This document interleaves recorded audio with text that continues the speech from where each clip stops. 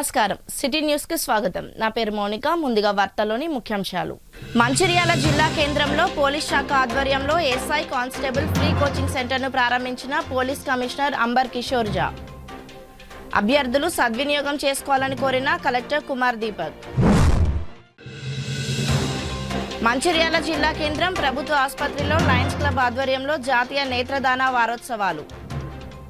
ప్రజలకు అవగాహన కల్పించిన డిఎంఎన్హెచ్ఓ నరేందర్ రాథోడ్.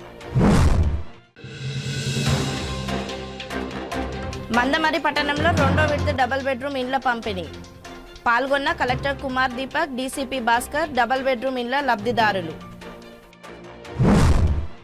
పోలీస్ శాఖలో ఎస్ఐ కానిస్టేబుల్ ఉద్యోగాల కోసం సన్నద్ధమవుతున్న నిరుద్యోగ అభ్యర్థులు ఉచిత శిక్షణను సద్వినియోగం చేసుకుని సమాజానికి ఉత్తమ సేవలు అందించాలని రామగుండం పోలీస్ కమిషనర్ అంబర్ కిషోర్ జా అన్నారు. మంచిర్యాల పట్టణం పాత మెడికల్ కాలేజీ ఆవరణలో పోలీస్ శాఖ ఆధ్వర్యంలో నూతనంగా ఏర్పాటు చేసిన ఎస్ఐ కానిస్టేబుల్ ఉచిత శిక్షణ కేంద్రాన్ని జిల్లా కలెక్టర్ కుమార్ దీపక్తో కలిసి ఆయన ప్రారంభించారు.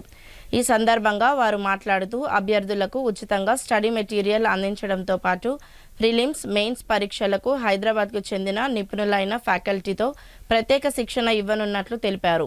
ఎంపిక ప్రక్రియలో కీలకమైన ఈవెంట్స్కు కూడా పోలీస్ శాఖ ఆధ్వర్యంలో ప్రత్యేక శిక్షణ ఉంటుందని పేర్కొన్నారు. Arithmetic, reasoning, general studies, current affairs, Telangana చరిత్ర, జియోగ్రఫీ, పాలిటిక్స్, ఫిజిక్స్, కెమిస్ట్రీ తదితర అంశాల్లో నిపుణులైన ఫ్యాకల్టీతో తరగతులు నిర్వహించుచున్నట్లు వెల్లడించారు. పోలీసు ఉద్యోగాల సాధనకు ఈ ఉచిత శిక్షణ మంచి అవకాశమని, అర్హత కలిగిన అభ్యర్థులు దీనిని సద్వినియోగం చేసుకోవాలని కోరారు. ఈ కార్యక్రమంలో Bellampalli sub collector Manoj, Mancherial DCP Bhaskar, ACP R Prakash, CI Pramod Rao, SI constable అభ్యర్థులు తదితరులు పాల్గొన్నారు.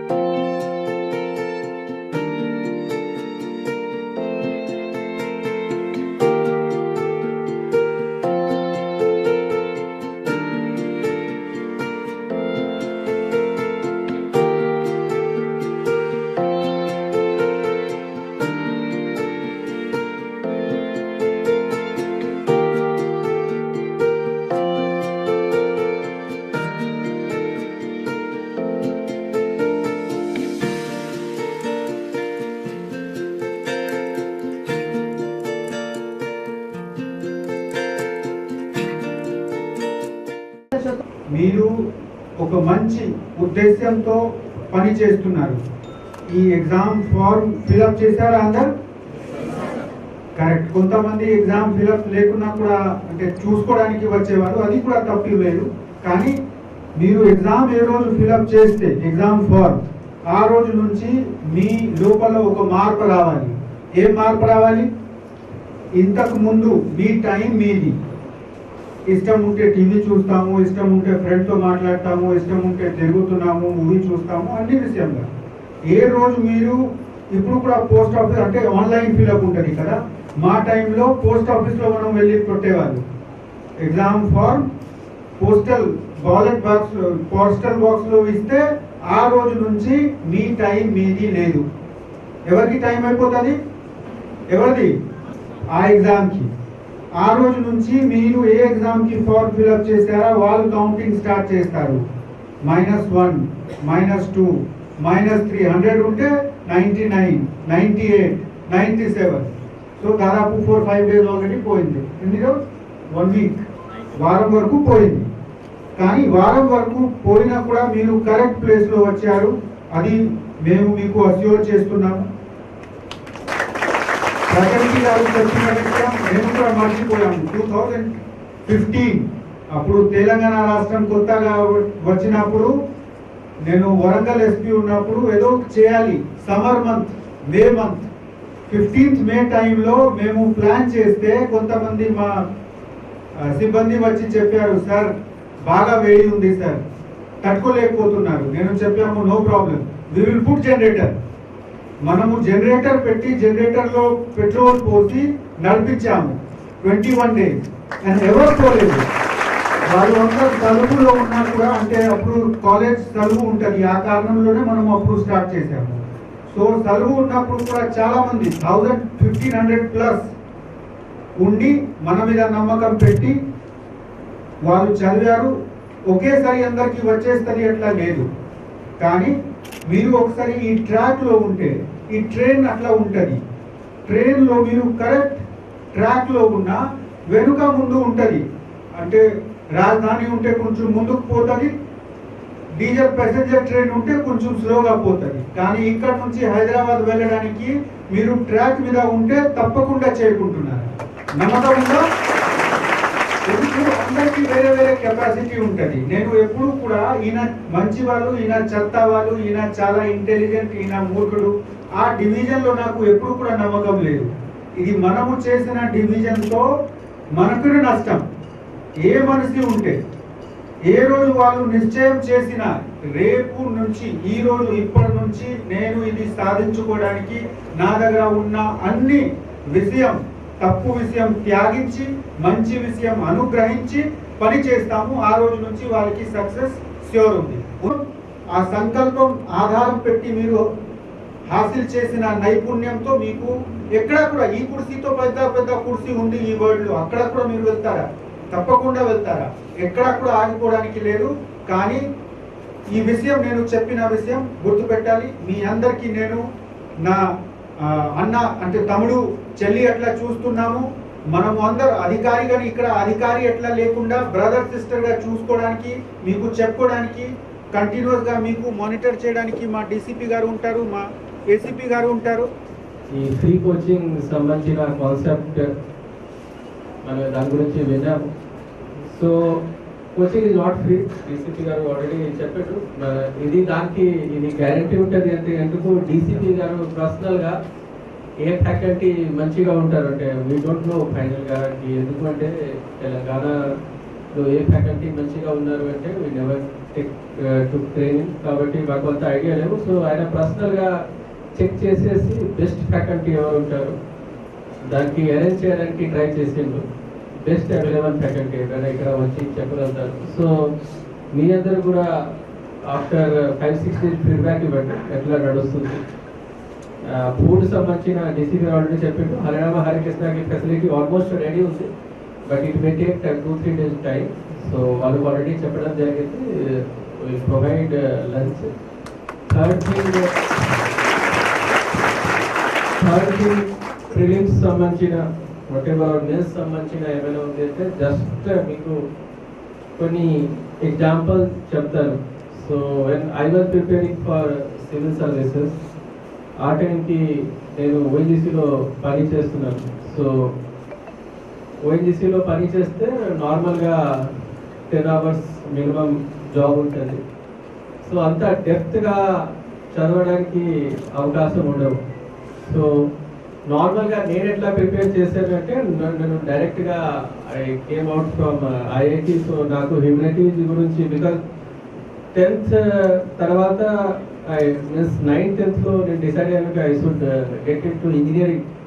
సో దాని తర్వాత మోస్ట్లీ నేను మ్యాథ్స్ ఫిజిక్స్ మీద ఎక్కువ ఫోకస్ చేశాను. So that subject will be good అట్లా చేసేసి మళ్ళీ అక్కడ నుంచి వచ్చి మొత్తం ఈ హ్యూమనిటీస్ అన్నిటికీ అన్నీ మనం చదవాలి అంటే దట్ వాజ్ డిఫికల్ట్. సో నేను ఎట్లా చదివాను అంటే that for any competitive exam that will be goal to success.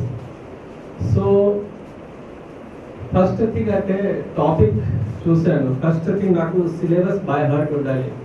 If anybody seriously prepare చేస్తున్నారు అంటే సిలబస్ మీకు బై హార్ట్ ఉండాలి.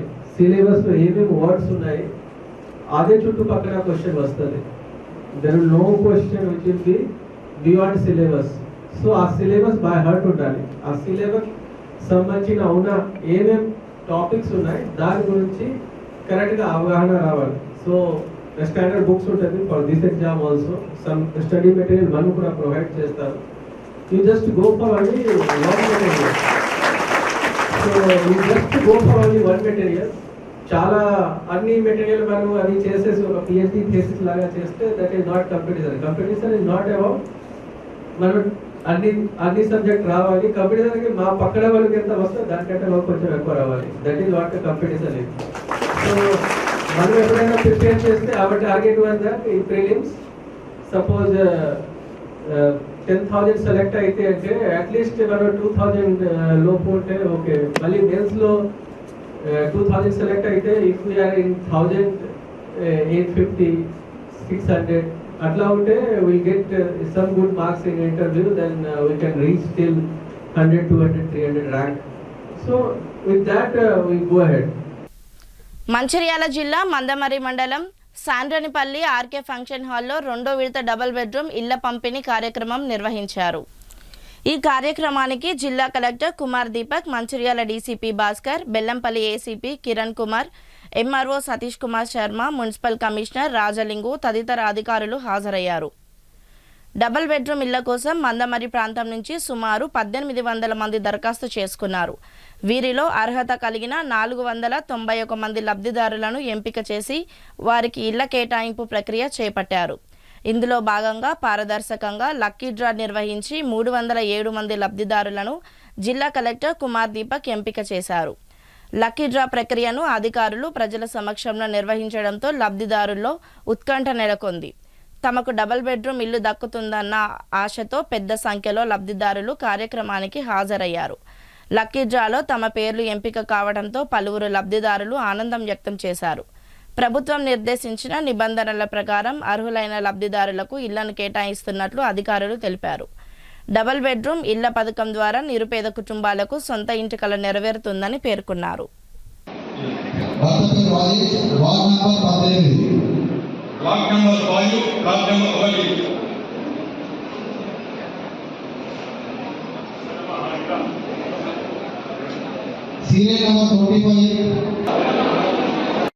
దగ్గర మందమరి మండలు 2 ప్లేస్లో 2 BHK ఉన్నాయి. సో పేసన్పల్లి మీ అందరికీ తెలుసు, దాదాపు మొత్తం ఆక్యుపై అయిపోయింది. మందమరిలో 200 పైన ఇల్లు ఖాళీగా ఉన్నాయి. లాస్ట్ విధంలో ఫిల్ కాలేదు. మళ్ళీ అప్లికేషన్ తీసుకొని ఇండివిజువల్ అన్న వాళ్ళకి డాక్టర్ తీసుకున్నాము. ఇప్పుడు ఫిజికలీ డిసేబుల్డ్ వాళ్ళకి, డిఫరెన్స్లీ ఏబుల్డ్ వాళ్ళకి ఆల్రెడీ డాక్టర్ అయింది. వాళ్ళకి ఇల్లు కూడా అలాట్మెంట్ చేయడం జరిగింది. మిగతా వాళ్ళకి అలాట్మెంట్ జరుగుతుంది. ఈరోజు మోస్ట్ ప్రాబ్లీ 2-3 వరకు అలాట్మెంట్ అయిపోతుంది. ఎవరెవరికి వచ్చింది అంటే వాళ్ళు హ్యాపీగా ఉండాలి. ఎవరెవరికి రాలేదు వాళ్ళకి ఎలాంటిగా ఇబ్బంది పడడానికి అవసరం లేదు. రాష్ట్ర ప్రభుత్వం నుంచి ఆల్రెడీ ఇందిరమ్మ ఇల్లు మనం ఇస్తున్నాము. ఈ విడుదల అయిపోయిన తర్వాత maybe house site assignment committee అయితే హౌస్ సైట్ టవర్ లాగా వేరే జిల్లాలో ఎట్లా ఏర్పాటు అవుతుంది అంటే మన జిల్లాకి కూడా రావచ్చు. కాబట్టి ఎవరికి వచ్చింది అంటే సంతోషం, ఎవరికి రాలేదు అంటే ఇబ్బంది పడడానికి ఏం లేదు. అండ్ మన ట్రాన్స్పరెంట్గా అందరి సమక్షంలో వీడియో రికార్డింగ్స్తో పాటు అందరి సమక్షంలో ట్రాన్స్పరెంట్. జాతీయ నేత్రదాన వారోత్సవాలను మంచిర్యాల జిల్లా కేంద్రం ప్రభుత్వ ఆసుపత్రిలో ఘనంగా నిర్వహించారు. ప్రతి సంవత్సరము ఆగస్టు 25 నుండి సెప్టెంబర్ 8 వరకు 15 రోజుల పాటు నిర్వహించే కార్యక్రమాన్ని లయన్స్ క్లబ్ మంచిర్యాల ఆధ్వర్యంలో పట్టణంలోని ప్రభుత్వ ఆసుపత్రిలో ఘనంగా నిర్వహించినారు. ఈ కార్యక్రమంలో జిల్లా వైద్య ఆరోగ్య శాఖ అధికారి డాక్టర్ నరేందర్ రాథోడ్ అధికారులు పాల్గొని భాగస్వాములయ్యారు. ముఖ్య అతిథిగా జిల్లా వైద్య ఆరోగ్య శాఖ అధికారి డాక్టర్ నరేంద్ర రాథోడ్ పాల్గొని మాట్లాడారు. ఈ సందర్భంగా ప్రోగ్రాం చైర్మన్ లయన్ వి మధుసూదన్ రెడ్డి మాట్లాడుతూ నేత్రదానం మీద ప్రజలకు అవగాహన కల్పించుట, నేత్రదానం చేయడానికి ముందుకు రావడానికి అవగాహన కల్పించుట కొరకు ఈ కార్యక్రమాన్ని చేపట్టడం జరిగిందని అన్నారు. మరణానంతరం వృధాగా మట్టిలో కలిసే నేత్రాలను మానవతా దృక్పథంతో ముందుకు వచ్చి డొనేట్ చేసి మరో 2కి చూపును ప్రసాదించి వారు ఆ నేత్రాలతో ప్రపంచాన్ని చూడగలిగే మహత్తర అవకాశాన్ని కల్పించిన వారు అవుతారని విజ్ఞప్తి చేసినారు. ఈ కార్యక్రమంలో ప్రత్యేక ఆహ్వానితులుగా ప్రభుత్వ ఆసుపత్రి superintendent incharge doctor Ashok Kumar, RMO doctor Sridhar, ophthalmology department professor doctor Geetanjali, deputy DMHO మరియు program officer doctor Sudhakar Naik, doctor Shilpa పాల్గొని నేత్రదానం యొక్క ప్రాముఖ్యత, చూపులేని వారికి నేత్రదానం ద్వారా మరలా చూపును ప్రసాదించే కార్యక్రమము ప్రభుత్వ పరంగా కూడా జిల్లా వ్యాప్తంగా 15 రోజుల పాటు ఈ నేత్రదానం మీద అవగాహన కల్పించడం జరుగుతుందని తెలిపారు. ప్రజలకు అవగాహన కల్పించుట కొరకు లయన్స్ క్లబ్ వారి కరపత్రాలను విడుదల చేస్తూ ప్రజలతో నేత్రదాన ప్రతిజ్ఞను చేయించారు. ఈ కార్యక్రమంలో లయన్స్ క్లబ్ మంచిర్యాల అధ్యక్షులు lion P Venkateswarlu, senior lion సభ్యులు రామాంజనేయులు, సుగుణాకర్ రెడ్డి, కొత్త సురేందర్, నాగేందర్, జిల్లా ప్రభుత్వ ఆసుపత్రి వైద్య ఆరోగ్య శాఖ సిబ్బంది తదితరులు పాల్గొన్నారు. కార్యం కొరకు నేను నా మరణానంతరము నేత్రదానం చేసి వారికి చూపును ప్రసాదిస్తాను. మీ సహాయ శాఖలు అందియాలని మనస్ఫూర్తిగా కోరుకుంటున్నాం సార్. ఇప్పుడు మరి ప్రతి సంవత్సరం మనం ఆగస్టు 25 నుంచి సెప్టెంబర్ 5 నేత్రదాన పక్షోత్సవం జరుపుకుంటున్నాము. ఈ సందర్భంగా ఈరోజు జీజీహెచ్లో ఇక్కడ లయన్స్ క్లబ్ ఆఫ్ మంచిర్యాల ద్వారా మరియు సూపరింటెండెంట్ ఆధ్వర్యంలో ఇక్కడ ఒక అవగాహన కార్యక్రమం చేపట్టడం జరిగింది. ఈ సందర్భంగా ప్రజలకు కోరేది ఏంటంటే మనం మరణానంతరము మనకు ఇద్దరిని ఏదైతే వాళ్ళు నేత్రదానం చేస్తే ఒక ఇద్దరికి కంటి వెలుగుని ఇచ్చిన వాళ్ళు అవుతాము. కంటి వెలుగు వాళ్ళు ఒకరే కాదు, వాళ్ళకి ప్రపంచాన్ని చూసినంతే వాళ్ళు ఎవరైతే ఉన్నారో వాళ్ళ కుటుంబాన్ని కానీ వాళ్ళ భవిష్యత్తు కానీ వాళ్ళ దేశానికి సేవ చేసే అవకాశం కూడా ఉంటుంది. ఇది చాలా మహత్తరమైన ఒక సామాజిక సేవ అనుకుని ప్రతి ఒక్కరు కూడా ఇది ముందుకు రావాలా. నేత్రదానానికి చాలా అవగాహన అనేది చాలా అవసరం. ఎందుకంటే చాలామందిలో ఒక అవగాహన లోపాలు ఉన్నాయి. ఏంటంటే మాకు మొత్తం కళ్ళు తీసేస్తారని చెప్పేసి, జీవించినప్పుడే మనం నేత్రదానం చేయాలని చెప్పేసి, ఇక ఎవరైనా కూడా కళ్ళదానం చేయొచ్చు, ఆడవాళ్ళు కానీ మగవాళ్ళు కానీ, వయసుతో కూడా మనకు సంబంధం లేదు. ఇది చాలా చిన్న ప్రక్రియ. 5 నుంచి 10 నిమిషాల లోపలే మన మరణాంతరం జస్ట్ పైన ఉన్న ఒక పొర మాత్రమే తీస్తారు. దీనివల్ల మనకు చనిపోయిన వ్యక్తికి ఏదైతే శారీరక ఆకారం కోల్పోవడం కానీ ఏది ఉండదు. కాకపోతే ఇది చాలా మహత్తరమైన కాదు. కాబట్టి 15 రోజులు మేము ఈ జిల్లా వ్యాప్తంగా మేము పిఎస్సీలలో, స్కూళ్ళలో అన్ని చోట్ల ఈ అవగాహన కార్యక్రమం జరుపుతున్నాం. ఈ అవగాహన కార్యంలో పెద్ద ఎత్తున అందరూ పాల్గొని అందరికీ అవగాహన కల్పించేసి ముందుకు రావాలని చెప్పేసి ఈ సందర్భంగా కోరుతున్నాం. ఈరోజు మనం నేత్రదాన వారోత్సవాలకు ముఖ్య ఉద్దేశం ఏంటంటే, నేత్రదానం అనేది చాలా ప్రబలిన నయనం ప్రధానం అంటాం. కాబట్టి ఒక అవయవం నేత్రం అనేది ఒక ఇంపార్టెంట్ అవయవం. దానిలో అది డొనేట్ చేయడం వల్ల ఏంటంటే ఇద్దరికి జీవితాన్ని ఇచ్చినట్టు మనం అవుతాము. ఒక తల్లికి అయితే తన పిల్లల్ని చూసుకునే అవసరం ఉంటుంది, పిల్లలకు అయితే వాళ్ళ ఫ్యూచర్ మొత్తం దాని మీద డిపెండ్ అయి ఉంటుంది. మన వయసున్న వ్యక్తికి అది చేసి ఉంటే కనుక తన పని చేసుకొని తన కుటుంబాన్ని కూడా పోషించుకోగలరు. అపోహలు ఉన్నాయి. ఏంటంటే మనం మొత్తం కనుగుడ్డు మొత్తం తీస్తామని, అది అపోహలు పెట్టుకోవద్దు. ఓన్లీ నల్ల పాపపొట్టు తీస్తారు. అది కూడా ప్రతి ఒక్కరు ఇంకొన్ని అపోహలు ఏంటంటే యుక్త వయసు వాళ్ళే చేయాలని, అలా ఏమీ లేదు. వృద్ధులు కూడా చేయవచ్చు. ఓన్లీ కొన్ని ఇన్ఫెక్షన్స్ ఉన్న వాళ్ళు మాత్రం అది చేయకూడదు. అది వాళ్ళు కన్సర్న్ సిబ్బంది వాళ్ళు చూస్తారు చేయవచ్చా లేదా. మెజారిటీ పీపుల్ ఎలిజిబుల్ ఉంటారు. దీనివల్ల మన దేశంలో బ్లైండ్నెస్కి మేజర్ కారణం కార్నియల్ బ్లైండ్నెస్, అంటే ఈ నల్లగుడ్డు ఉండే ప్రాబ్లమ్స్ వల్ల. ఈ మనం నల్లగుడ్డు అనేది డొనేట్ చేయడం వల్ల ఎంతోమందికి జీవితం ఇచ్చిన వాళ్ళం అవుతాము. అండ్ ఎవరైతే ఈ డొనేట్ చేస్తారో వాళ్ళు 2 సార్లు జీవించినట్లు అవుతుంది. కాబట్టి ఇది ఒక సేవ లాంటిది. అట్ ద సేమ్ టైం దీన్ని మనం ముందుకు తీసుకుపోయి అందరూ దీన్ని చేయాల్సిన అవసరం ఉన్నది, ఎంతో అవసరం ఉన్నది. ఈరోజు లయన్స్ క్లబ్ మంచిర్యాల మరియు మంచిర్యాల జిల్లా ఆరోగ్య వైద్య శాఖ ఆధ్వర్యంలో ప్రతి సంవత్సరము ఆగస్టు 25 నుంచి సెప్టెంబర్ 8వ తారీఖు వరకు జరుగుతున్నటువంటి జాతీయ నేత్రదాన వారోత్సవాల సందర్భంగా మంచిర్యాల పట్టణంలోని ప్రభుత్వ ఆసుపత్రిలో ముఖ్య అతిథిగా డిఎంఎన్హెచ్ఓ గారు, అలాగే గౌరవ అతిథులుగా సూపరింటెండెంట్ గారు, ఇతర డాక్టర్స్ కూడా పాల్గొనడం జరిగింది. ఈ కార్యక్రమం యొక్క ముఖ్య ఉద్దేశము ప్రజలకు నేత్రదానం మీద అవగాహన కల్పించడం. అంటే మనిషి చనిపోయిన తర్వాత నిరుపయోగంగా వెళ్ళిపోయేటువంటి నేత్రాలను సేకరించినట్టయితే మరి ఒక మనిషి దగ్గర నుంచి సేకరించిన నేత్రాలను ఇద్దరి మనుషులకు చూపును ప్రసాదించేటువంటి బృహత్తర కార్యక్రమము ఈ 15 రోజులు మరి జిల్లాలోని వివిధ ప్రాంతాలలో ప్రజలకు ఈ నేత్రదానం మీద అవగాహన కల్పించాలన్న ఒక ఉద్దేశంతో ప్రతి సంవత్సరం కూడా లయన్స్ ఇంటర్నేషనల్ ఆర్గనైజేషన్ ద్వారా, అలాగే మా లయన్స్ క్లబ్ మంచిర్యాల ద్వారా, అలాగే ఇతర స్వచ్ఛంద సేవా సంస్థలు, అదే కాకుండా రాష్ట్ర ప్రభుత్వం కూడా ఈ కార్యక్రమం మీద ఎన్నో కార్యక్రమాలు నిర్వహించి మరి ప్రజలకు అవగాహన కల్పిస్తున్నది.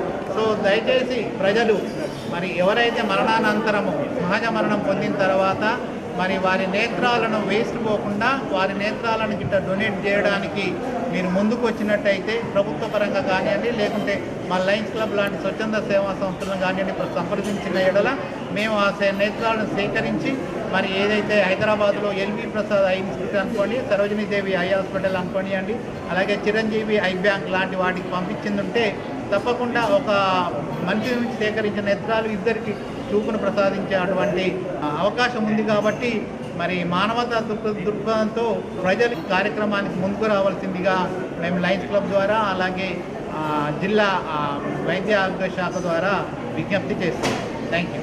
మంచిర్యాల కేంద్రంలో ఆధ్యాత్మిక శోభ సంతరించుకుంది. ప్రముఖ ఆధ్యాత్మిక గురువు శ్రీ శ్రీ శ్రీ త్రిదండి చిన్నజీయర్ స్వామి వారి 70వ తిరునక్షత్ర మహోత్సవాన్ని పురస్కరించుకొని మంచిర్యాల పట్టణంలో జెడ్ భవనంలో 70 కలశాలతో భక్తులు ప్రత్యేక పూజా కార్యక్రమాలు నిర్వహించారు. అనంతరం జెడ్ భవనం నుండి ప్రధాన కూడళ్ల గుండా Vikasa Tarangini district president Hanumantharao, secretary Narasingarao, Uma ఆధ్వర్యంలో శోభయాత్రను నిర్వహించారు. గ్రామస్తులు, భక్తులు ఈ కలశాన్ని ఎంతో భక్తి శ్రద్ధలతో ఎదుర్కొని ప్రత్యేక పూజలు చేశారు. ఈ పవిత్ర కలశాన్ని స్వాగతించేందుకు భక్తులు, మహిళలు పెద్ద సంఖ్యలో తరలివచ్చారు. వాడవాడల మంగళహారతులు, ధూపదీప నైవేద్యాలతో కలశానికి విశేష పూజలు నిర్వహించారు. స్వామివారి నామస్మరణతో మారుమోగాయి. ఈ మహోత్సవంలో పాల్గొనడం తమకు లభించిన గొప్ప భాగ్యమని, చిన్నజీయర్ స్వామివారి ఆశీస్సులు అందరిపై ఉండాలని భక్తులు ఈ సందర్భంగా ఆకాంక్షించారు. ఈ కార్యక్రమంలో వికాస తరంగని సభ్యులు భాస్కర్ రావు, బోసే బాపు, కృష్ణ, అశోక్ రావు, హరినాథ్, వికాస తరంగని మహిళలు పెద్ద సంఖ్యలో పాల్గొన్నారు.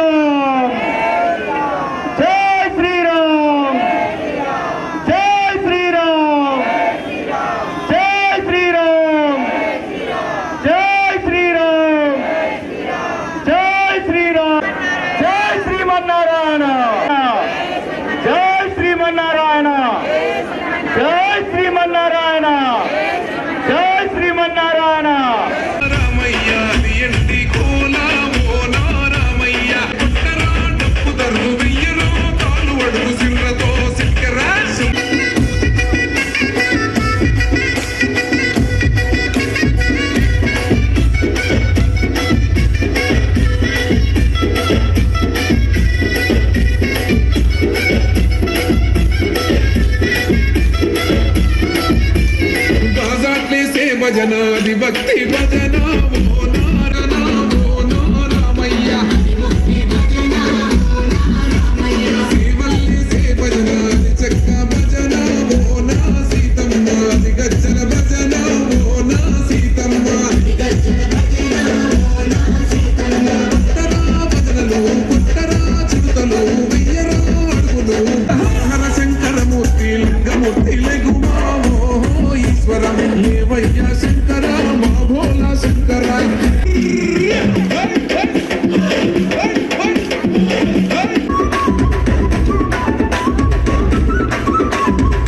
చిన్న శ్రీమన్నారాయణ రామానుజ జీయర్ స్వామివారి 70వ తిరునక్షత్రం సందర్భంగా అక్కడ నవంబర్లో దీపావళి రోజు జరుపుకోబోయే ఆ ఉత్సవంలో భాగంగా స్వామివారు ప్రతి గ్రామాన అన్నదమ్ములు, అక్క చెల్లెల వలె అందరూ కలిసి ఉండాలనే శ్రీరామ హృదయం అనే ఒక కలశాన్ని గ్రామాన ఆంధ్రప్రదేశ్లో ఒక 504, తెలంగాణలో ఒక 504 కలశాలతోటి ఒక నెల రోజుల పాటు ఆ గ్రామాన వాటిని పంపించడం, అందులో శ్రీరాముని తలుస్తూ అందులో బియ్యపు గింజలు ఉంచడం, అలాంటి బియ్యపు గింజలను మరియు అక్కడ సేకరించిన ధాన్యాన్ని అంతా కూడా శంషాబాద్లో శ్రీరామ సాకేతుని రామచంద్రుని వైభవంగా అక్కడ జరగబోయే కళ్యాణోత్సవంలో భాగంగా అక్కడ ఈ కలశాలతోటి అక్కడ అభిషేకం చేయాలని 1008 కలశాలతోటి అక్కడ అభిషేకం చేయాలని సంకల్పించి ఆ కలశాన్ని ఎవరో పూజపై కూర్చున్న వారు మాత్రమే సృష్టించకుండా గ్రామాలన్నీ కూడా ప్రతి పల్లె ప్రజ కూడా సృష్టించాలి. అలాంటి గొప్ప కార్యక్రమాన్ని తీసుకొచ్చి ముందుకు తీసుకెళ్లిన చిన్నజీర స్వామి వారు 2 కార్యక్రమాలు సంకల్పించారు.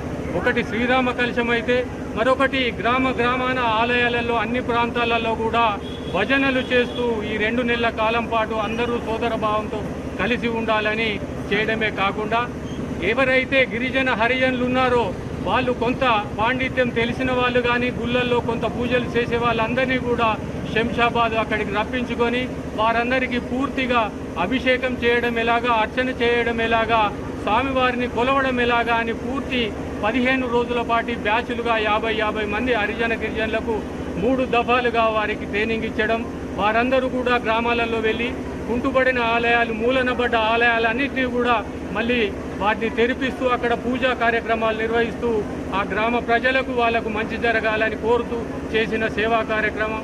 అలాగే స్వామివారు అంతేకాకుండా గ్రామాల్లో వికాస తరంగిణి అనే కార్యక్రమాన్ని సంస్థను ఏర్పాటు చేసి అక్కడ మహిళలు క్యాన్సర్ ద్వారా ఎంతోమంది మహిళలు పరీక్షలు చేయించుకోక మరణించిపోతున్నారు. కాబట్టి ఆ మహిళలందరి ఆరోగ్యం బాగుండాలి అని చెప్పి ఒక కాల్పోస్కోపీ అని ఒక మిషన్ ద్వారా 2007 నుంచి ప్రారంభించిన వారి కార్యక్రమం వికాస తరంగిణి గ్రామాన చేస్తూ ఇప్పటి వరకు 36 లక్షల మంది మహిళలకు స్క్రీనింగ్ నిర్వహించి వారికి తొలి దశలోనే క్యాన్సర్ రాకముందే వారిని గుర్తించి వారికి మందులు అందజేసి వారికి పూర్తి తగ్గే వరకు కూడా మాకు బాధ్యతలపై వాటిని పర్యవేక్షించాల్సిందిగా కోరుతూ, అలాగే గ్రామాన కూడా భక్తిభావంతో ఉండాలి అని ప్రజలందరికీ తెలియజేస్తున్న ఒక గొప్ప కార్యక్రమంలో భాగంగా ఈరోజు మనం శ్రీరామ హృదయం కార్యక్రమాన్ని చేస్తూ అన్ని కలశాలు గ్రామాలలో తిరిగి ఈరోజు మంచిర్యాల పట్టణానికి చేరుకున్నాయి. అలాంటి 70 కలశాలతోటి మనం ఇక్కడ శోభాయాత్ర నిర్వహిస్తూ వికాస తరంగిణి సంస్థ మరియు ధార్మిక సంఘాలు, పుర ప్రముఖులు, పట్టణ ప్రముఖులు, అనేక మంది దైవ భక్తులందరూ కూడా ఈ కలశాలతో మనం ఊరేగుతూ ముందుకు సాగుతున్నాం. ఈ కార్యక్రమానికి సహకరించిన కార్యకర్తలు అలాగే ఎంతోమంది పుర ప్రముఖులు వారి అందరికీ కూడా ప్రత్యేకంగా ధన్యవాదాలు తెలియజేస్తూ జై శ్రీమన్నారాయణ. మొక్కలు నాటి సంరక్షించి పచ్చదనాన్ని పెంపొందించడం ద్వారా సమతుల్య వాతావరణాన్ని నిర్మించవచ్చని జిల్లా కలెక్టర్ కుమార్ దీపక్ అన్నారు. ఈ రోజు జిల్లాలోని మందమరి మండలం బొక్కలగుట్ట ప్రాంతంలోని గాంధారి వనంలో వన మహోత్సవం కార్యక్రమంలో భాగంగా డీసీపీ ఏ భాస్కర్, జిల్లా అదనపు కలెక్టర్ పి చంద్రయ్య, జిల్లా అటవీ అధికారి రాహుల్ కిషన్ జాదవ్, జిల్లా గ్రామీణాభివృద్ధి అధికారి కిషన్, కేతనపల్లి మున్సిపల్ కమిషనర్ మురళీకృష్ణ, మండల పరిషత్ అభివృద్ధి అధికారి రాజేశ్వర్లతో కలిసి మొక్కలు నాటారు. ఈ సందర్భంగా జిల్లా కలెక్టర్ మాట్లాడుతూ ప్రభుత్వం చేపట్టిన వన మహోత్సవం కార్యక్రమంలో మొక్కలు నాటి సంరక్షించడం ద్వారా భావితరాలకు సహజమైన సమతుల్య వాతావరణాన్ని అందించవచ్చని తెలిపారు. చెట్ల ద్వారా మనకు కావలసిన సహజ వాయువు, ఆరోగ్యకరమైన ఆహారం, ఆశ్రయం లభిస్తాయని, వర్షాలు సమృద్ధిగా ఉంటాయని తెలిపారు. ప్రభుత్వ ఆదేశాల ప్రకారం మంగళవారం రోజున 4 లక్షల మొక్కలను నాటడం జరిగిందని, జిల్లాకు నిర్దేశించిన 41 లక్షల మొక్కల లక్ష్యాన్ని దాదాపు 80% పూర్తి చేయడం జరిగిందని తెలిపారు. ప్రతి ఒక్కరూ తమ వంతు బాధ్యతగా మొక్కలు నాటడమే కాకుండా సంరక్షించాలని, సమతుల్య వాతావరణ నిర్మాణంలో తమ వంతు పాత్ర పోషించాలని తెలిపారు. 2 పడక గదుల ఇండ్ల కేటాయింపులో ఎలాంటి అవకతవకలకు తావు లేకుండా లక్కీ డ్రా పద్ధతిన పారదర్శకంగా ఇండ్లు కేటాయించడం జరిగిందని తెలిపారు. అర్హులైన ప్రతి ఒక్కరికి ఇందిరమ్మ ఇండ్లు అందించేందుకు చర్యలు తీసుకుంటున్నామని తెలిపారు. ఈ కార్యక్రమంలో సంబంధిత అధికారులు తదితరులు పాల్గొన్నారు. సో అందరికీ నమస్కారం. ఈరోజు రాష్ట్ర ప్రభుత్వం ఇచ్చిన ఇన్స్ట్రక్షన్స్ మేరకు మనము జిల్లా వ్యాప్తంగా చెట్లు నాటడం వన్ మహోత్సవ్ కింద చేస్తున్నాము. దాదాపు ఈరోజు 4 లక్షల వరకు చెట్లు నాటడం జరుగుతుంది. ఇది 4 లక్షల నాటితే మనకి దాదాపు 80% పైన టార్గెట్ పూర్తి అవుతుంది. మన టార్గెట్ 41 lakhs వరకు ఈ సంవత్సరం మనకి టార్గెట్ ఇవ్వడం జరిగింది. చెట్లు మనం ఖచ్చితంగా నాటాలి, చెట్లు పెంచుకోవాలి, చెట్లు మనం రక్షించాలి. ఎందుకు అంటే చెట్లు ఉంటే మాత్రమే మనకి అన్ని రకాల బెనిఫిట్స్ వస్తుంది. మనకి ప్యూర్ ఆక్సిజన్ ఉండవచ్చు, ఆర్ ఫుడ్ ఉండవచ్చు, షెల్టర్ ఉండవచ్చు. ఏమైనా మనం చూస్తే అంటే చెట్లు అండ్ మనిషి మీద చాలా సింబయాటిక్ రిలేషన్షిప్ ఉంటుంది. చెట్లు పెంచితే చెట్లు మంచిగా ఉంటుంది అంటే వర్షం మంచిగా ఉంటుంది, ఎన్వైరన్మెంట్ కూల్గా ఉంటుంది. లేకపోతే ఎన్వైరన్మెంటల్ డిస్టర్బెన్స్ ఏమైనా వస్తున్నాయి, ఎక్కువ ఎండ, సడన్గా అతి తీవ్ర వర్ష, ఇది అన్నీ ఏమైనా ఎన్వైరన్మెంట్లో ఇంబ్యాలెన్స్ వస్తున్నాయి, దాని నుంచి వస్తున్నాయి. కాబట్టి ఈరోజు మనం అందరూ కలిసి చెట్లు నాటడం, చెట్లు పెంచుకోవడం, చెట్లు ప్రొటెక్షన్ ఇవన్నీ మనం చేసుకోవాలి. ఆ ఆలోచనతోటి ఈరోజు మన జిల్లా జడ్జి గారు కూడా వచ్చిండు, ఇక్కడ చేసిపోయిండు. మన డీసీపీ గారు వచ్చిండు, డిఎఫ్ఓ గారు, అడిషనల్ కలెక్టర్, లోకల్ బాడీ గారు, ఫారెస్ట్ డిపార్ట్మెంట్ సిబ్బంది, డిఆర్డీఓ గారు అందరూ వచ్చిండు. మనం అన్ని చోటాలో ఈరోజు అన్ని ఊరికి మున్సిపాలిటీకి ఇది మన కార్యక్రమం పెడుతున్నాము. ప్రింట్ ఎలక్ట్రానిక్ మీడియా మెథడ్ మాకు ఒకటే విజ్ఞప్తి, ఇది చెట్లు నాటడం, చెట్లు ప్రొటెక్షన్ గురించి మీ అందరూ కూడా అవగాహన పెంచుకోవాలి. ఇది ఒక మాస్ మూవ్మెంట్ లాగా మనం చేస్తే. మంచిర్యాల జిల్లాలోని ప్రసిద్ధ కవ్వాల్ టైగర్ రిజర్వ్ అటవీ వన్యప్రాణుల రక్షణతో పాటు స్థానిక ప్రజల ఆర్థికాభివృద్ధికి, ఉపాధి కల్పనకు ఎంతో దోహదపడుతోందని జన్నారం ఫారెస్ట్ డివిజనల్ అధికారి FDO స్పష్టం చేశారు. ఈ మేరకు ఆయన అటవీ ప్రాంత చరిత్ర, జీవ వైవిధ్యం మరియు స్థానికుల సంక్షేమంపై ఒక ప్రత్యేక ప్రకటనను విడుదల చేశారు. 1941లో హైదరాబాదు అటవీ చట్టం ప్రకారం ఏర్పాటైన కవ్వాల్ రిజర్వ్ ఫారెస్ట్ కాలక్రమేణా రూపాంతరం చెందింది. 1965లో గేమ్ రిజర్వ్గా, 1999లో అభయారణ్యంగా మారిన ఈ ప్రాంతం 2012లో దేశంలోనే 42వ టైగర్ రిజర్వ్గా కేంద్ర ప్రభుత్వంచే హోదా పొందింది. మొత్తం 2015 చదరపు కిలోమీటర్ల విస్తీర్ణం కలిగిన ఈ అడవిలో కోర్ ఏరియా 892 చదరపు కిలోమీటర్లు కాగా బఫర్ ప్రాంతం 1123 చదరపు కిలోమీటర్లుగా ఉంది. ఈ దట్టమైన అడవులు పెద్ద పులులు, విలువైన టేకు వనాలతో పాటు స్థానిక ఆదివాసుల ఆరాధ్య దైవాలకు నిలయంగా ప్రసిద్ధి చెందాయి. ఇక్కడ 75 క్షీరద జాతులు, 34 రకాల సరీసృపాలు, 10 ఉభయచరాలు, 300 పక్షి జాతులు మరియు 700కు పైగా వృక్ష జాతులు జీవ వైవిధ్యాన్ని చాటుతున్నాయి. కవ్వాల్ అడవులు కేవలం వన్యప్రాణుల రక్షణకే పరిమితం కాకుండా స్థానికులకు ఉపాధిని అందించడంలో కీలక పాత్ర పోషిస్తున్నాయి. ఈకో టూరిజం మరియు వివిధ అటవీ పనుల ద్వారా జన్నారం డివిజన్లో 30 మంది శాశ్వత ఉద్యోగులతో పాటు 95 మంది తాత్కాలిక ఉద్యోగులు ఉపాధి పొందుతున్నారు. మొత్తం 120 నుండి 130 స్థానిక కుటుంబాలు ఏడాది పొడవునా దీని ద్వారా లబ్ధి పొందుతున్నట్లు FDO తెలిపారు. మొత్తం 4 జిల్లాలలో విస్తరించి ఉన్నటువంటి ప్రాంతం ఇది. పులులు, చిరుత పులులు, ఇంకా ఇతర వన్యప్రాణుల గురించి ఏర్పాటు చేసినటువంటి టైగర్ రిజర్వ్ ఇది రిజర్వ్డ్ ఫారెస్ట్గా 1941లో హైదరాబాద్ ఫారెస్ట్ యాక్ట్ ప్రకారం ఏర్పరిచారు. తర్వాత 1999లో దీన్ని శాంక్చురీగా ఏర్పాటు చేశారు. దీంతో పాటు కవ్వాల్ ఫారెస్ట్ రిజర్వ్డ్ ఫారెస్ట్ బ్లాక్తో పాటు ర్యాలీ ఫారెస్ట్ బ్లాక్ కూడా కలిపి టైగర్ రిజర్వ్గా 2012లో ఏర్పాటు చేయడం జరిగింది.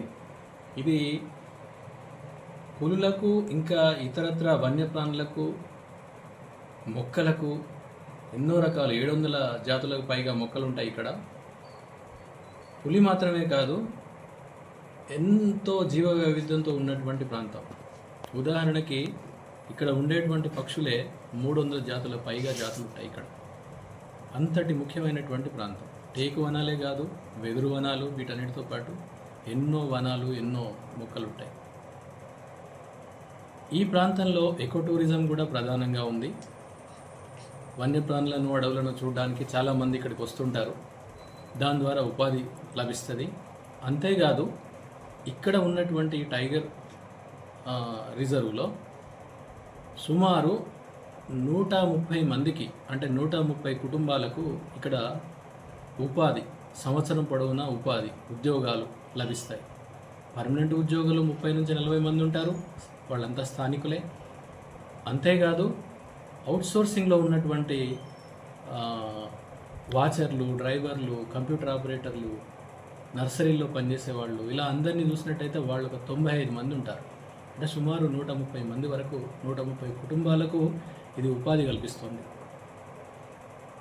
ఎకో టూరిజంలో ఇంకా మనం దీన్ని అభివృద్ధి చేయాల్సినటువంటి అవసరం ఉంది. దీని ద్వారా మనం దేశంలో ఉన్నటువంటి, మన పక్కనే ఉన్న మహారాష్ట్రలో ఉన్నటువంటి తడోబాలో, ఇంకా మధ్యప్రదేశ్లో ఉన్నటువంటి కాన్హా ఇలాంటి టైగర్ రిజర్వ్ల చెంతన మనం దీన్ని చేర్చవచ్చు. దాని పర్యవసానంగా స్థానికులకు వీళ్ళందరికీ కూడా మంచి ఉపాధి అవకాశాలు పెరుగుతాయి. ముఖ్యంగా ఇక్కడ ఏంటంటే వెదురు మీద ఆధారపడేటువంటి కొన్ని సమాజాలు ఉన్నవి. వాళ్లను బయట పెరిగేటువంటి బ్యాంబూ తోటి వాళ్లకు ఆల్టర్నేటివ్గా ప్రత్యామ్నాయ ఉపాధి, అలాగే రకరకాల బ్యాంబూ ఆర్టికల్స్ తయారు చేసి అమ్మడం ద్వారా వాల్యూ ఎడిషన్ చేసి వాళ్ళకు చాలా ఎక్కువ డబ్బులు వచ్చే విధంగా ఉపాధిని, అలాగే వాళ్ళ యొక్క స్థితిగతులను మనం మెరుగుపరచవచ్చు. ఇవన్నీ కూడా తడోబా లాంటి ప్రాంతాల్లో ఇవన్నీ చేస్తున్నారు. వాళ్ళు చాలా సక్సెస్ అయినరు. ఉన్నటువంటి దాన్ని మనం ఉపయోగించుకోవాలి. ఇది శతాబ్దాలుగా ఉన్నటువంటి ఫారెస్ట్ ఇదంతా టైగర్ ల్యాండ్. దీనిని మనం మన యొక్క స్థానికుల గురించి, అలాగే అడవిలో ఉన్నటువంటి జీవ వైవిధ్యాన్ని కాపాడడానికి మనం దీన్ని ఉపయోగించుకోవాలి. ఇవన్నీ కూడా కేంద్ర చట్టాల ప్రకారం ఏర్పరిచినటువంటిది. కేంద్ర ప్రభుత్వం కేంద్ర చట్టం ఏంటి వన్యప్రాణి చట్టం 1972 ప్రకారం నేషనల్ టైగర్ కన్జర్వేషన్ అథారిటీ నియమాల మేరకు కేంద్ర ప్రభుత్వం ద్వారా ఇది టైగర్ రిజర్వ్గా ఏర్పడింది. దేశంలో 58 టైగర్ రిజర్వ్లు ఉన్నాయి. ఇప్పుడు మనది 42వ టైగర్ రిజర్వ్గా 2012లోనే ఏర్పడ్డది. దీని తర్వాత 16 టైగర్ రిజర్వ్స్ అయ్యాయి. సో ఇది కేంద్ర ప్రభుత్వ పరిధిలో ఉంది కాబట్టి దీన్ని మరింతగా అభివృద్ధి చెందడానికి మనం దాన్ని కృషి చేయాలి. దీని ద్వారా స్థానికులకు ఇవన్నీ కూడా ఉపాధి కలిగించే విధంగా చర్యలు తీసుకుంటే బాగుంటుంది. ఇక్కడ ఏంటంటే కొన్ని గ్రామాలు లోపల ఉన్నటువంటివి ఉన్నాయి. అలాగే వెదురు మీద డిపెండెన్స్ని వీటిని తగ్గించడము, ఆ గ్రామాలను బయట ప్రాంతాలకి తరలించడము, ఇలాంటివి కనుక చేసినట్టయితే డిస్టర్బెన్స్ తగ్గిపోతుంది. దాని ద్వారా పులులు ఇక్కడ శాశ్వతంగా ఉండిపోయేటువంటి అవకాశం ఉంది, అభివృద్ధి చెందేటువంటి అవకాశం ఉంది. ఇక ఎకోసెన్సిటివ్ జోన్ అనేటువంటి ప్రాంతానికి విషయానికి వస్తే, ఎకోసెన్సిటివ్ జోన్ అనేటువంటిది 2006లో వచ్చినటువంటి 2006 సంవత్సరంలో వచ్చినటువంటిది ఒక సుప్రీంకోర్టు తీర్పు ప్రకారం ప్రతి ప్రొటెక్టెడ్ ఏరియా అంటే శాంక్చురీ, ఇప్పుడు మనది కవాల్ టైగర్ శాంక్చురీ, అభయారణ్యం, అలాగే నేషనల్ పార్క్, వీటికి బౌండరీ నుండి 10 కిలోమీటర్ల వరకు ఎకో సెన్సిటివ్ జోన్గా, అంటే ఒక బఫర్ అన్నమాట. అది అంటే బయట జరిగేటువంటి మానవ కార్యకలాపాల యొక్క ఒత్తిడి అభయారణ్యం మీద పడకుండా, వన్యప్రాణుల మీద పడకుండా, అడవుల మీద పడకుండా ఇది బఫర్ జోన్గా ఉపయోగపడుతుంది అన్నమాట. ఆ ఉద్దేశంతో దీన్ని ఏర్పాటు చేశారు. దీంట్లో 3 రకాల పనులు, కొన్నేమో ప్రొహిబిటెడ్ పనులు అంటే మైనింగ్, ఇసుక తీయడం, ఇలాంటివన్నీ చేయకూడదు 1. రెండవది కొన్ని రెగ్యులేటెడ్ పనులు ఉంటాయి, అంటే ఏదైనా చిన్న చిన్న పరిశ్రమలు ఇట్లాంటివి ప్రభుత్వ అనుమతితో చేయొచ్చు. 3వది అనుమతించే పనులు, అంటే ఉదాహరణకి వ్యవసాయం ఇట్లాంటివి చేసుకోవచ్చు. అంటే ఫారెస్ట్లో ఉండదు, కానీ ఫారెస్ట్ బౌండరీ నుండి, అభయారణ్యం బౌండరీ నుండి 10 కిలోమీటర్ల మేరకు ఈ నిబంధనలన్నీ వర్తిస్తాయి. అయితే సుప్రీంకోర్టు చెప్పిన మాట ఏంటంటే 10 కిలోమీటర్ల నుండి 1 కిలోమీటర్కు దీన్ని తగ్గించుకోవడానికి కావాల్సినటువంటి నోటిఫికేషన్ చేయాలి. దీనికి సంబంధించి మనం తగ్గిస్తూ ప్రతిపాదనలని మనం ఇక్కడ నుంచి పంపడం కూడా జరిగింది. ఇది రాష్ట్ర ప్రభుత్వం చేయాలి. రాష్ట్ర ప్రభుత్వం నుండి కేంద్ర ప్రభుత్వానికి వెళ్ళిపోయిన తర్వాత పర్యావరణ చట్టం ప్రకారం ఎకో సెన్సిటివ్ జోన్ అనేది నోటిఫై అయినట్టయితే 9 కిలోమీటర్ల మేర అది ఫ్రీ అయిపోతుంది. ఆ 9 కిలోమీటర్లు అంటే 1 కిలోమీటర్ తర్వాత ఉన్నటువంటి ప్రాంతంలో ఏ విధమైనటువంటి పనులనైనా కూడా చేసుకోవచ్చు. ఇలా టైగర్ రిజర్వ్ పైన కానీ, ఎకో సెన్సిటివ్ జోన్ అనేటువంటి దానిపైన కానీ ఇలా. వార్తలు ముగించే ముందు మరోసారి ముఖ్యాంశాలు. మంచిర్యాల జిల్లా కేంద్రంలో పోలీస్ శాఖ ఆధ్వర్యంలో ఎస్ఐ కానిస్టేబుల్ ఫ్రీ కోచింగ్ సెంటర్ను ప్రారంభించిన పోలీస్ కమిషనర్ అంబర్ కిషోర్ జా. అభ్యర్థులు సద్వినియోగం చేసుకోవాలని కోరిన కలెక్టర్ కుమార్ దీపక్. మంచిర్యాల జిల్లా కేంద్రం ప్రభుత్వ ఆసుపత్రిలో లయన్స్ క్లబ్ ఆధ్వర్యంలో జాతీయ నేత్రదాన వారోత్సవాలు. ప్రజలకు అవగాహన కల్పించిన డిఎంఎన్హెచ్ఓ నరేందర్ రాథోడ్. మందమరి పట్టణంలో 2వ విడత డబుల్ బెడ్రూమ్ ఇండ్ల పంపిణీ. పాల్గొన్న collector Kumar Deepak, DCP Bhaskar. Double bedroom ఇండ్ల లబ్ధిదారులు. సిటీ న్యూస్ ఇంతటితో సమాప్తం. తిరిగి ప్రసారమయ్యే సిటీ న్యూస్లో మళ్ళీ కలుద్దాం. అంతవరకు సెలవు. నమస్కారం.